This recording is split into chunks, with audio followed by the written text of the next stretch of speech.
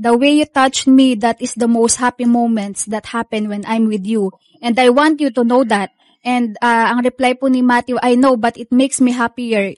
Knowing you are even a little bit more comfortable, a little more happier. Good night, beautiful lady. Sweet dreams. Brat panty, naka-underwear po siya. Ang sabi niya, nice angle. And ang reply po ni Sir Matthew is, there's pillow blocking the full view. In this video, we're going to continue our story about a Filipino husband that had his wife basically cheating on him with a British guy that lives in the Philippines. We'll get some juicy details and see how Mr. Raffy Tulfo is going to resolve this. If you want to see the full actual video in Tagalog, go ahead and check out Raffy Tulfo in action. I'll leave the link in the description down below. Let's continue our story. Oh, by the way, just a quick reminder. So basically, this woman went to Hong Kong, met a British dude. He helped her get back to the Philippines. And along the way, the husband found out some images of her going out with this dude, picking him up from the airport. And clearly, visibly in photos, him being shirtless and a lot more going on. Let's see if he gets some more details of what exactly went down. Attorney Garrett, am I right? Yes po. Unfortunately for us, we don't have a domestic violence law aside from the violence against women and children. Unfortunately, this cannot be used for the benefit of the man. Kasi po, Senator, sa loob po ng violence against women and children, recognize nga po doon yung tinatawag nating battered woman syndrome, kung saan may exempt po from criminal liability ang isang babae pag pinakita natin na yung actions niya, criminal, was caused by the abuse done to her. Dito nakakalungkot din kasi nakita ko naman yung sa lalaki, it looks like yung violent tendencies and tendencies niya tulad ng pagsabi niyang magpasagasa na lang tayo was caused by the abuse he suffered. Pero dahil nga violence against women and children ang law natin ngayon, wala pong maka-file. So why do we come up with a law? Magpasa tayo ng bill na tulad nito na yung mga babae na kinakawawa itong mga lalaki may kalalagyan, pwedeng kasuhan. Yes, Senator, we actually refiled one of our bills from our first Congress. Nag-refile po ang ating opisina, Senator, ng Domestic Violence Act na removes yung gender sa violence against women and children. So walang kaso itong si babae dahil sa kanyang mga actions na balyo si lalaki? Criminally speaking, Senator, if she did not have any sexual contact with a foreigner, mahirap po, no? Kasi wala naman tayong physical injuries sa ating revised penal code. Wala naman po psychological abuse doon. If anything, unjust vexation lang po, Senator.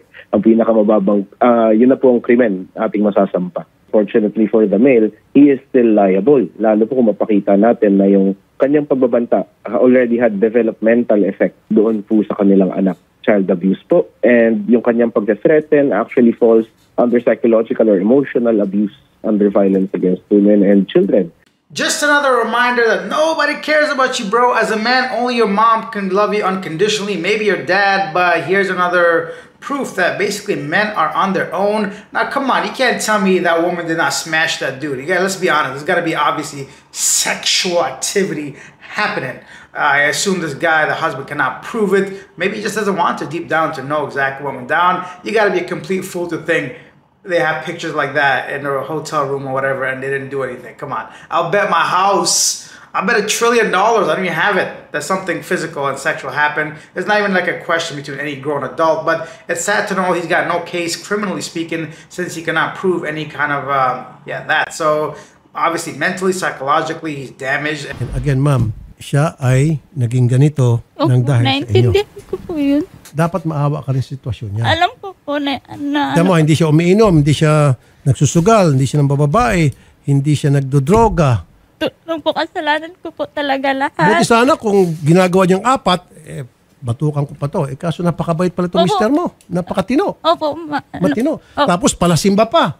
Opo. Oh. Ano po yun, sir? Kami lang kasi ng anak ko sa bahay. Pag anytime po nakakapasok po kasi siya tulad po kagabi. Ito po, tatawagan na natin itong si Ma'am Rodora Valencia. Ready na po siya. Ma'am Rodora Valencia. Ready. Magandang hapon po, Senator. Sasamahan po namin itong dalawa sa inyong tanggapan para gawa niyo po ng assessment, evaluation. Lalo dun sa bata kung ano pong narapat na tulong na may bibigay ng ating pamahalaan para sa kanila. Yes po. Since nakita ng bata ang pag-aaway ng mag-asawa, sure po ako na nagkaroon po ng trauma po ang bata. So, we can help po naman sa pamamagitan ng pagpapa-assess po sa bata pagdating po sa psychological po niya. Temporarily, to put the child to the institution. Okay. Temporarily. So it looks like at this point, Rafi Tofo and the barangay official and someone from the, I guess, the Child Welfare Protection Committee or whatever, I don't know the actual name of the place, but trying to provide some assistance to the child. But looks like the only way they can help the kid is basically temporarily put him in a home, in a shelter, like under protective custody. I don't really know if that's the best option right now, but let's see what is the end result with that. I know sometimes those conditions aren't the greatest, even if your home is not safe, but I've never been in that kind of situation. Let me know if you have any knowledge, experience, if you spent any time in a home or anything like that. I'd love to know. Kahit ganun po yung ginawa niya, makakapag-abroad pa rin po siya. Well, hanggat walang naikakaso sa kanya, makakapag-abroad po siya, pero pwede naman natin lapitan ng DMW, OWA, para sabihin natin dun sa OWA at DMW yung sitwasyon at i-review ng OWA yung complaint, then pwede siyang maiban, pwedeng hindi. Yun po kasi yung gusto para di po siya pamarisan yung kagayang ibang mga bata pong anak, madaming anak, 3. Ganun po yung ginagawa tulad. Ilalapit ko po yan sa DMW and let's see what they can do. Pero ako po, sigurado ako, itong si Matthew, kayang-kaya po natin mapadeport ito. Yan. Itutuloy po nila at gawa po ng ban-ban, padadalhan daw po siyang 40K eh. Padeport na natin. Sige po. Kasi tumulong Ayaw lang niya din po. naman po kasi siya eh. Kaya nga, yung naitulong niya sa na 40,000 pesos, ibabalik ko sa kanya in pounds na, converted in pounds. And then after that, papadeport ko na siya para wala kang konsensyang utang na loob sa kanya. Okay sa yon? Kayo Hindi na po. Mahal na daw niya po yun eh. Sabi po ni ma'am sa kanyang kapatid ay sakit ng tiyan ko, hanip na yan. Pero grabe lalo ginaganahan pag nasasaktan ako, ang sexy ko daw tingnan. Sigaw talaga ako, te. Tapos sabi po nung kapatid niya, warak gid eh. Anong warak? Wasak na yung relationship nila. The way you touched me, that is the most happy moments that happen when I'm with you. And I want you to know that. And ang reply po ni Matthew, I know but it makes me happier. Knowing you are even a little bit more comfortable, a little more happier. Good night, beautiful lady. Sweet dreams. Okay, I'm not fight with you, sabi po ni ma'am. Thank you, baby. Ay, may sinend po si ma'am na medyo brat panty, naka-underwear po siya. Ang sabi niya, nice angle. And ang reply po ni Sir Matthew is, there's pillow blocking the full view. There's pillow. Wag kong tingnan. Pinatatanggal yung pillow? Okay. Kaya pala ma'am, isa sa mga dahilan kung bakit nabaliw si Sir, dahil dun sa mga combo ninyo at yung mga picture na yan. Buddy, any man talk to my wife like that, it's over. But lady, get the fuck out of my house, man. It's done. I don't care if I got 1 kid, 10 kid, 100 kid. If I'm homeless, I'm not taking this woman back. That's just me though. It's easy to say in my position, I guess, because I can travel freely, have a job or whatever, right? So I'm just trying to like imagine though, like that's hard to hear as a man. It's different when you're on the doing side of it. Listen, I know men cheat too. I'm not saying only women cheat. But as a man, to have your wife text explicit descriptions and photos like that to another guy, come on. We can't just ignore.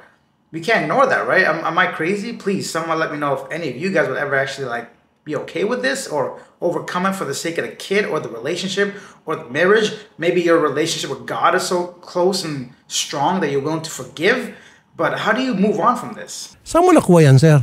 Sa cellphone niya po, kinuha ko po nung tulog siya. Ang galing mo pala. Ikaw palang agent James Bond 007. Hindi siya nagbura eh. Sa paano yan? Tutulog siya at may kinuha mo? rin naman po ako doon sa cellphone niya. May nilagay din naman ako kung yung kahit nabura po ay nung unang uwi niya po yun. Nilagyan ko na at nagdudusa. Ayaw ko pong ibigay yung cellphone ko. Yun nga po, pinagbanta niya ako. Kaya nakuha niya yung cellphone ko. At least napatawa kita, sir, ha? Kasi kanina si sir, doon pa lamang po mga kapatid, doon pa lamang sa action center, iyak ng iyak. Oh. Ngayon si sir, ngiti ng ngiti. Mukhang, siyempre, pag tumatawa ka na, nababawasan sa... One more thing. Can we all agree that in a relationship, especially if you're married, it's a huge red flag if your partner does not allow you to look at their phone? In a loving marriage, there should be no secrets at all. Like that, you should be able to freely go through anybody's phone. And of course, in the best case or the obvious scenario, there shouldn't be a reason to go through your partner's phone. But there should be no doubt in anyone's mind at all to give them any reason to go through someone's phone. And if they have to, there should be no excuses. You should know the passcode. And my point is, you got to be able to go through your partner's phone without any hesitation. Love mo si Papa, love mo si Mama. Yan ang maganda. Dapat love mo sila pareho. Diba? Kung naman yung mga narinig mo, limutan mo na yun. Kasi yan, dapat mo kita. Kasi kung minsan naman sa punto na kahit na sino, asawa man, magkasintahan, maski magkapamilya, sa galit, nakapagsalita sila ng mga bagay-bagay na masasakit. Pero pagkatapos nun, hindi naman nila talagang siniseryoso yun. Bigyan ka namin ng regalo. O, bigyan ng malaking teddy bear to, bilhan natin. At bigyan natin siya mga damit, shoes, para doon sa kanyang pag-aaral. Yes, sir. Sir Rapi, maraming salamat po sa gift po na ibinigay ninyo at lalong-lalo po sa anak ko, tapos sa tulong po na ibinigay ninyo, at nagpapasalamat din po ako dahil nakasama ko po yung aking buong pamilya. Nagbanding po kami, naghotel po kami. Maraming salamat po, Sir Rapi. At Sir Rapi, susubukan po namin ayusin yung aming pamilya para po sa aming anak. At salamat din po ako ng lubos sa binigay niyong mga regalo dito sa aking anak, pati po sa aming mag-asawa. Maraming salamat po, Sir Rapi. Maraming salamat po, Sir Rapi, dahil po binigyan niyo po ako ng mga gamit. Salamat din po sa teddy bear, saka din po sa sapatos, sa bag po. Maraming salamat po. Maraming salamat din po dahil nakasama ko din po ang pamilya ko, mama ko po at papa ko ng buo. Wish ko po sana po buo po kami. Love you po, Mama. Love you din po, Papa. And that is the end of it. Looks like Sir Rafi has tried to basically be a mediator between the two and bring the family together.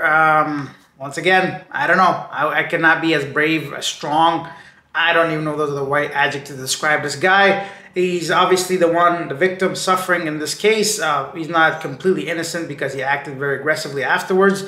But it's not easy. I can't imagine being in that position, especially if the child involved. Of course, the subtitles keep saying son, but it's a daughter from the sounds of it and the looks of it. Leave your thoughts down below. What do you think? They said they're going to try to deport that guy, the British guy, right? Give his money back, the $40K a month he was supporting the girl.